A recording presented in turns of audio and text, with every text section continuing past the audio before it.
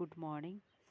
দেখতে পাচ্ছ রোদ্রতে আজকে সব সবজি শাক পাতা যা কিছু আছে নিয়ে বসে গিয়েছি কাটতে। এগুলো কাটা কুটি করব, তারপরেই যাব রান্না করতে। তো আজকে হচ্ছে পৌষ সংক্রান্তি পুজো, প্রত্যেকটা বাড়িতেই আজকে পুজো হয়। কালকে হচ্ছে মেলা আমাদের এখান থেকে বেশি একটা দূরে না, কাছে। তো কালকে হচ্ছে মেলাতে গেলে অবশ্যই ভিডিও বানাবো তোমাদের জন্য, ছোট্ট একটা ব্লগ তো অবশ্যই দিব। তো এখন আজকের নিরামিষ রান্না করব।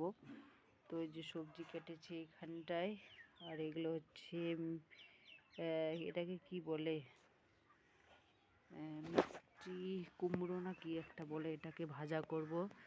এটা তরকারি, ডাল, আর এই সিমগুলো কাটবো। অনেকগুলো সিম রয়েছে, সিম ভাজা করব। আর এই রোদের মধ্যে বসে থাকতে বেশ খুব ভালো লাগছে। আমাকে ইচ্ছা করছে না যে যাই রান্নাঘরে যাই রান্না করি, একদম ইচ্ছা করছে না। এই যে দেখো, আমাকে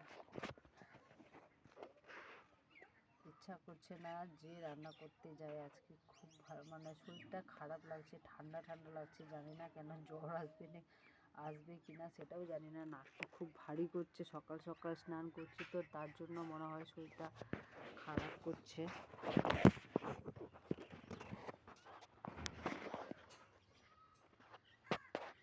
তো চলো এগুলো কাটাকুটি করে নিই, তারপরে যাব রান্না করতে।